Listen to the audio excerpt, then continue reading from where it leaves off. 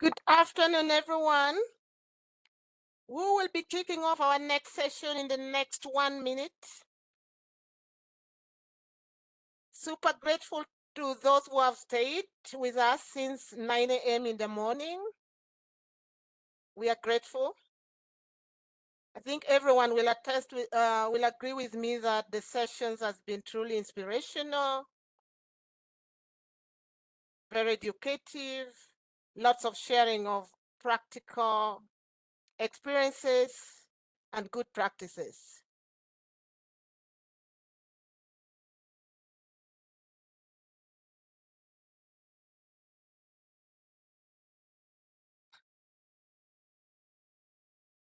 Yes, Marianne.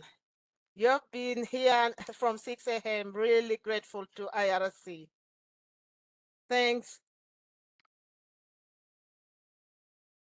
Good afternoon, everyone. I'm very excited to introduce our next session, which is about the field cooperation framework that has been developed by the child protection and the GBV areas of responsibility at the global level. We have amidst us 3 important speakers, and I'm going to spend just a couple of seconds or at least a minute introducing them. I'm privileged to introduce Joyce Mutiso, the Deputy Coordinator of the Child Protection Area of Responsibility at the global level. She's with UNICEF. Welcome, Joyce. And now we do have Astrid Haaland, who is the Deputy Coordinator of the Gender-Based Violence Area of Responsibility at the global level, based at UNFPA.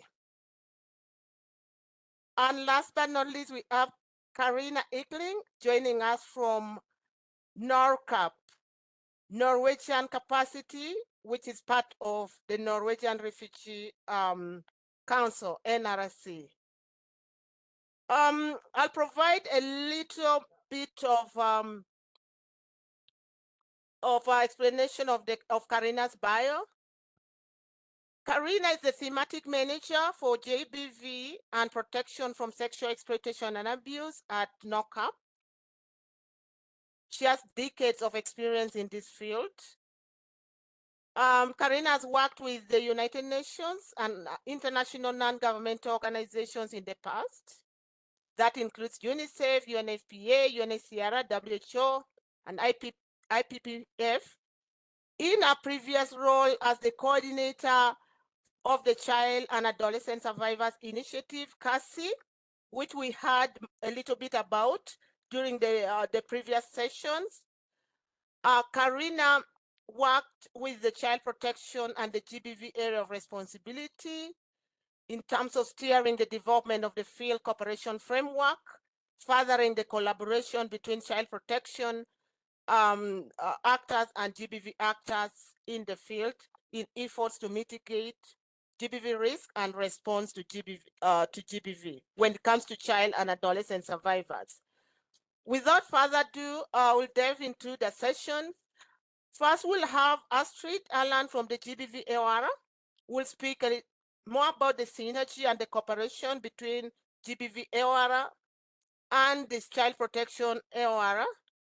Carina will provide a little bit details of the field cooperation framework, and Joyce Mutiso will tie it up by taking us through how she envisaged or they envisage taking this forward, as well as how the field cooperation framework could be useful to people who are not necessarily GBV or child protection AoR coordinators.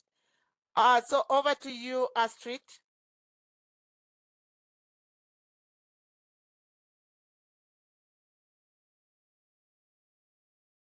Astrid, we can't hear you.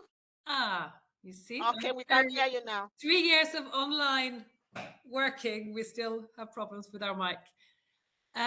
Before I start, I just wanted to say a huge thank you, because I came in and listened in the morning for an hour or two, and I heard some of the interventions, and I come back now and I can sense there's a lot of energy, and I think that is really quite remarkable, that we are here together to learn and to exchange. And I do think it's remarkable after all these hours, even online from different countries, that everyone is still engaged. I have been to trainings where after half an hour all the screens go blank and it's very difficult to get contact. So it's really very nice to feel that there is a community online. So a huge thank you to everyone listening and being part. And there will be time for questions afterwards.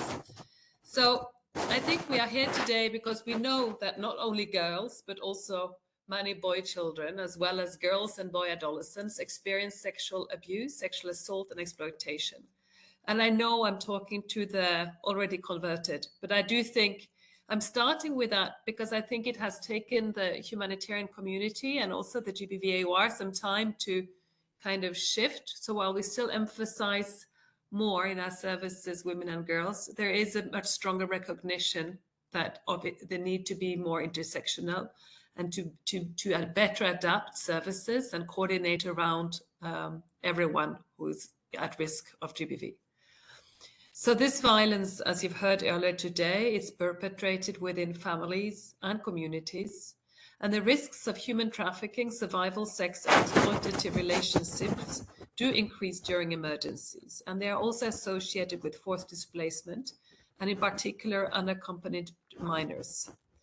As you're aware, the protection cluster is organized with specialized technical areas of protection. So Joyce is here with me today representing the CP AoR, and I'm here representing the GBV AoR. And Carina, of course, was part of developing the framework and is here as our cherished partner from NRC NORCAP. But to say, so we are organized within two specialized areas of coordination. And you see that replicated in most countries.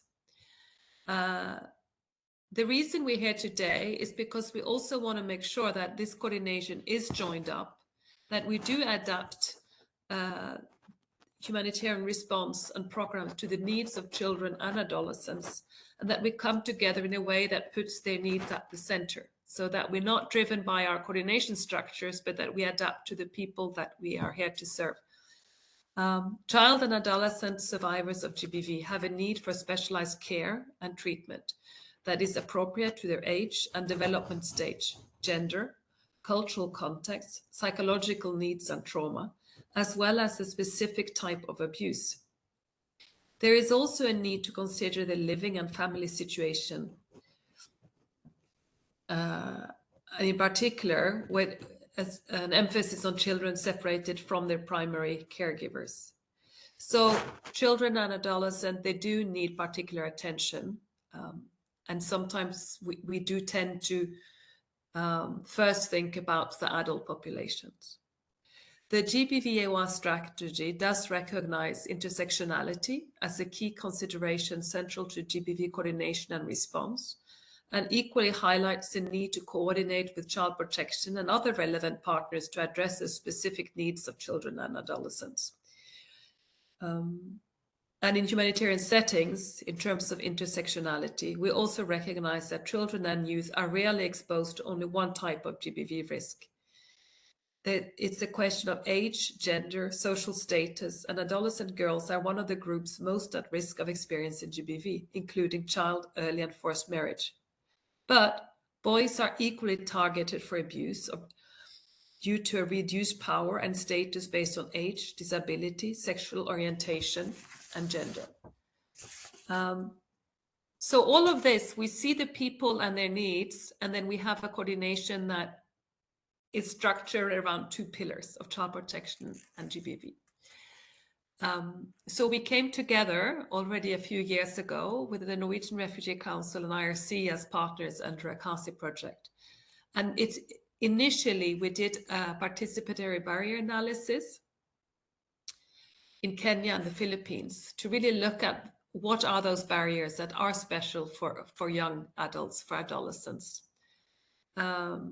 And we do recognize that we need to come together in terms of adapting services. There are some service providers that are closer to GBV, who function kind of within our realm. And then there are other service providers that are functioning as a partner of the child protection. And we need to be able to see the child, the adolescent, and the sort of abuse or human rights violation around GBV together, so that we join up our approaches. And with that, I'm looking at Joyce and Carina. If there's no additions, I don't know, then I'll hand over to Carina to present the Field Cooperation Framework. Over to you, Carina Hickling. Thank you. Carina, your slide is, yes, it's coming on. Great. Fantastic. There we are. Great. Thank you, Astrid, for that introduction, and good afternoon to the audience. I have actually been following this workshop the whole day and our symposium, and yes, I am inspired and impressed. It's great to be here. So this is a fantastic opportunity to highlight a practical tool for cooperation and collaboration on understanding and addressing the needs for survivors, girls and boys survivors, and bringing together to protection AoRs, GBV and child protection. So the GBV and child protection field cooperation framework was developed as this tool to inspire coordinators at the field level to find practical ways to working together. And that's great, thanks. And the starting point for the field cooperation framework is that there are interconnected needs of child and adolescent survivors. And it is evident in the present tools and guidelines that the GBV and child protection actors have various overlapping responsibilities. Response, mitigation, prevention, and preparedness. Both the GBV and child protection minimum standards reiterate this need for intersectoral cooperation. And in complex emergency, it really does require the collaboration between disciplines to understand and address new and growing needs affecting both boys and girls. So the objective of the field cooperation framework is to address service provision, identify the gaps, and promote complementarity for shared priority populations. And when we talk about the shared populations of concern, we see that the concern should be determined depending on the needs and the specific context. And I have heard the participatory barrier analysis mentioned a few times, and that is a way of understanding from the ground, from the girls and boys themselves, what their needs are and what services they need, they want, and how they want to access those services, what the barriers are. And that is something that the both GBV and child protection actors can work together on.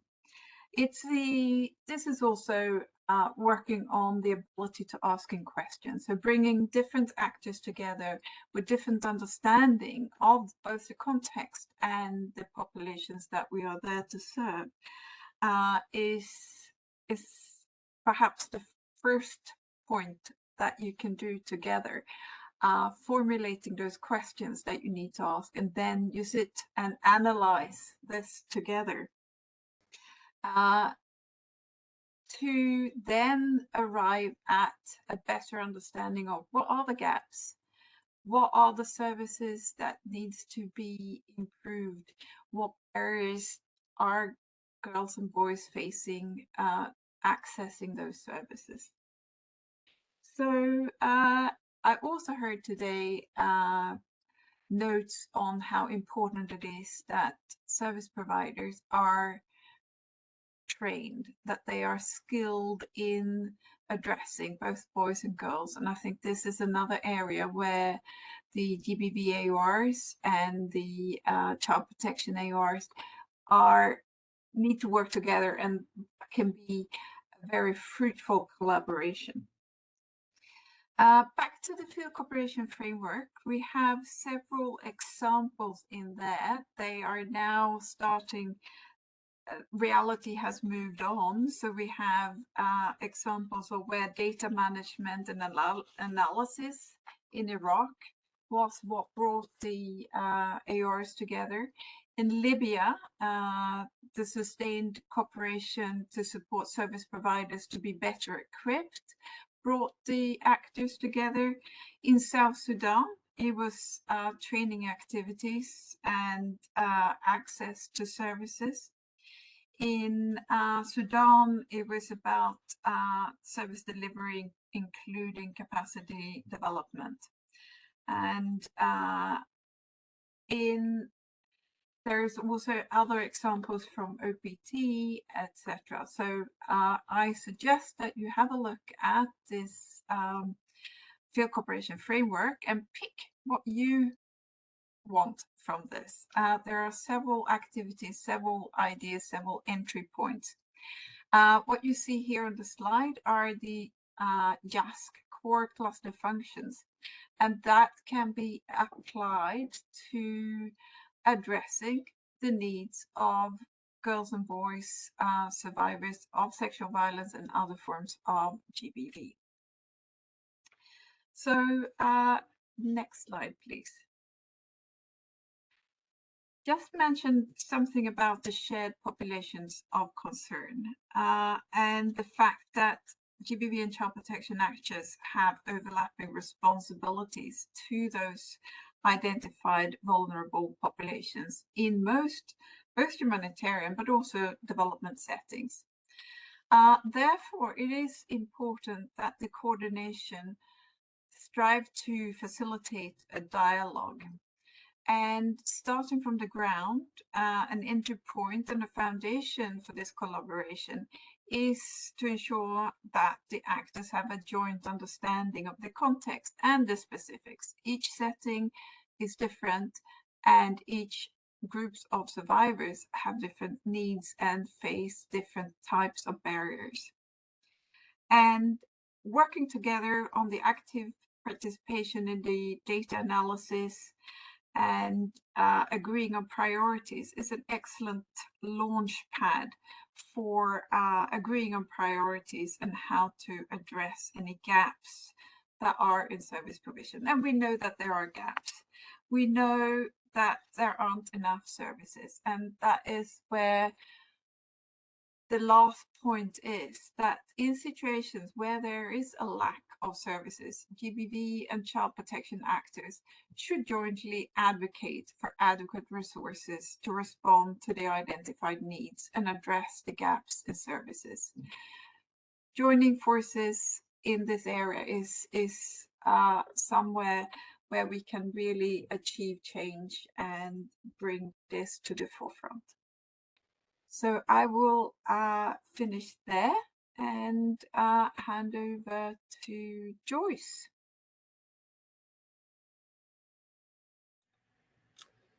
Thank you, Carina. I hope you can hear me. Thank you. We can.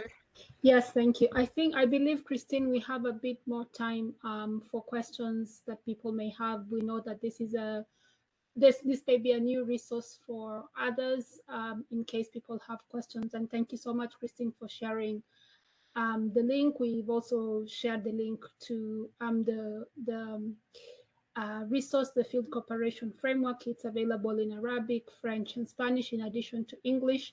So we would like to give some 10 or so minutes for any questions that colleagues may have. We understand that not everybody necessarily works in a humanitarian context, but the tool is useful for intersectoral collaboration between CP and GBV actors. So we are happy to answer any questions. And Christine, of course, I leave it to you and the coordinators of this event to manage the time for us. Please guide us as needed. Thank you. And then I'll come in with the final remarks. But both Carina, Astrid, and myself are available to answer any questions if we have the time. Excellent. Thanks. If you have any question, I suggest you kindly raise your hand, unmute yourself, and proceed with your question or reflection as well. I'm looking at the chat. Maybe to break the ice, Joyce, what might the field cooperative framework mean for coordinating services for male children and adolescent boys in humanitarian setting?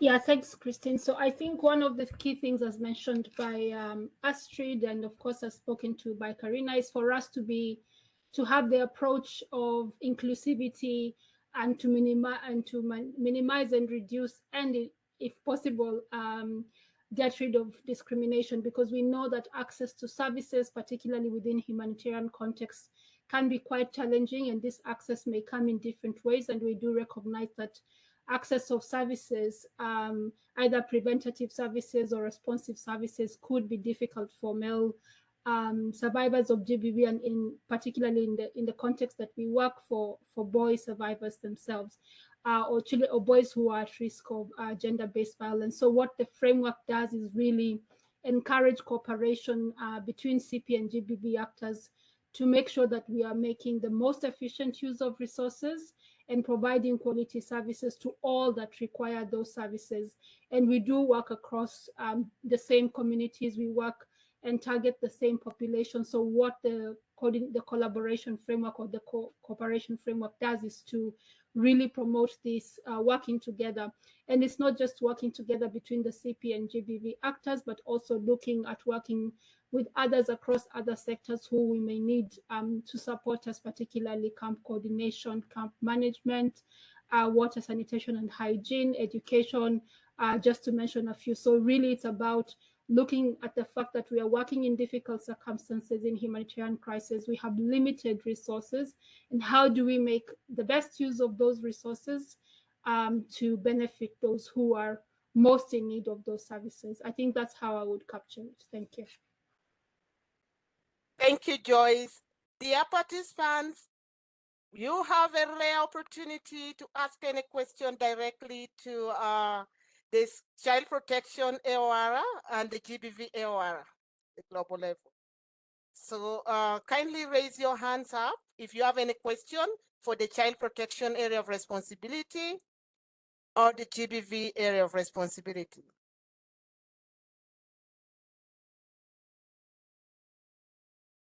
Yes, Carina? Please go ahead. Thank you. I would like to take the opportunity to ask the participants in the call if we have somebody who have used or heard of the field cooperation framework already. If so, please raise your hand. Good question. Is there anyone who have used or read the field cooperation framework already? Feel free to raise your hands. Okay, I'm seeing a comment on the chat from Abdulakir Mohammed, and he's talking about the need for more coordination to collaborate Child Protection AoR and GBV AoR. Abdulakir, would you like to expand more a bit on this? Kindly unmute yourself.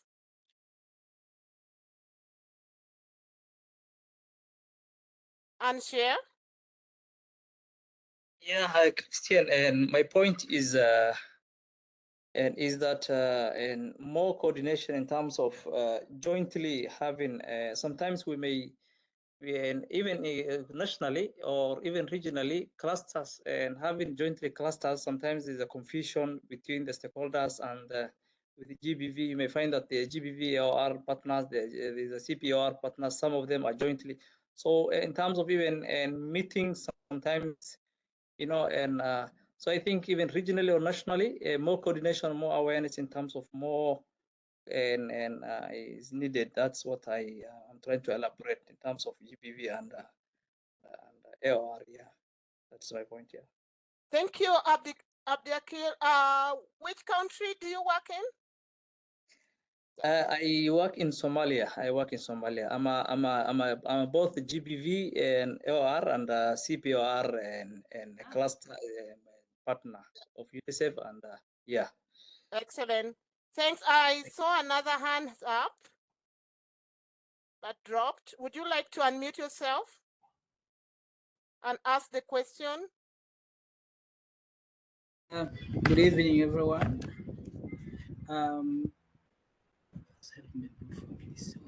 My name is Kawawa Rashid. I work with the Jesuit Refugee Services as a gender officer in Adjumani, Uganda. One of the key points I wanted to emphasize in regards to the GBV and child protection AOR is that I feel there's a lot of gap when it comes to capacities of the partners or capacities of the implementing partners when it comes to the resources on the platform. I'm talking this from the point of experience. I've been in a GBV programming protection before I moved to now in development programs. A lot of times that many of the partners that implement protection activities, especially GBV child protection, do not have capacities, do not access these resources. These resources are available online. So I would think that there's need for GBV and child protection or to emphasize on the capacity building of the partners that are directly implementing these activities and adopt these frameworks on the day-to-day operations or their field activities. That is something which I observed, and I feel it will really be impactful if that could be, if every partner that is implementing in protection field is able to take this into consideration. Thank you so much. Thank you. We have about 4 minutes left to conclude this session. Astrid, I can see your hands up. Thank you, Christine. No, I was just wanting to say, having heard Abdikadir, you know, Abdikadir, you're one of those unique people that we need more of, because actually what we discovered when we started rolling out the field cooperation framework in the first round, like 2 years ago, is that, yes, there are a lot of issues around how we can better collaborate, how we can better coordinate, but there's also a huge gap in actors who are able to respond to child survivors on GBV and to adolescents. So I think the two needs to really go hand in hand. Coordination only makes sense if we really manage to galvanize more actors and more services for children and adolescents. That was part of our finding, that we felt we would have liked to have also more funding in a way, or more resources to do both, to really have a bigger impact. And then for Kawawa, I also wanted to say, well, in Uganda, there's no AoR in the sense that it's a refugee response, but I think you're spot on. And I think what's very GBV response and response to sexual violence really relies on national and local actors to a huge extent, and the capacity that we all have to help prioritize capacity strengthening, but also funding and just prioritization of those programs within humanitarian action. There is a lot of capacity, and there are a lot of actors who really understand the context and understand how to give culturally appropriate services and as well as all the health services. But there's a lack of funds and attention. It's true. So we all have a strong role to play in kind of pushing beyond today. To get our messages across. Thank you. Thank you, Astrid. I would like to task Joyce. Abdulakir, I could see your hands up. However, we do have only 2 minutes to conclude this session. So I suggest you post your question on the chat, and Joyce and Astrid will try as much as possible to respond to that. So Joyce, over to you to conclude your session. And maybe Joyce, if you could touch a little bit on how the field cooperation framework could as well help address the service providers' attitudes, which has been highlighted as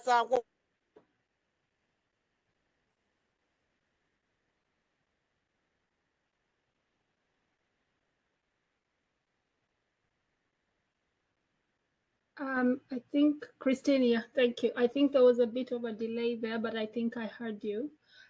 So maybe just very quickly, and in relation to what Abdikadir has said, and also Kawawa Rashidi, and what Jessica has posted about how do we get the framework out, out there. Maybe there are other resources that people have on collaboration, which we are very happy for you to use. But if you're interested in understanding more about the collaboration framework or about how CP and GBV actors can be supported to work better together, at the country level, please feel free to reach out to us. I'm just going to post the contact details for the global CPOR, and I'm sure you are already in touch with the riggers. But I'm sure the riggers would be happy to also share information. So just information on reaching out to the Global Child Protection Area of Responsibility. We have help desk that will be happy to support. And I noticed there's also Arabic interpretation on the call, so that tells me that the Arabic speakers are on the call, and we do have an Arabic help desk, which I've also shared the email address for. You can reach out on that. And I think one of the ways that we are trying to apply this cooperation framework is to provide support on understanding what the framework is about and how we can use it. So we are running, as the global CPOR, some learning sessions around CP and GBV risks for children, collaboration between the two cohorts of actors. I want to avoid saying AoR because that's a very technical jargon for humanitarian action. But if you're talking about CP and GBV actors, how do we collaborate together? We are very happy to provide this support.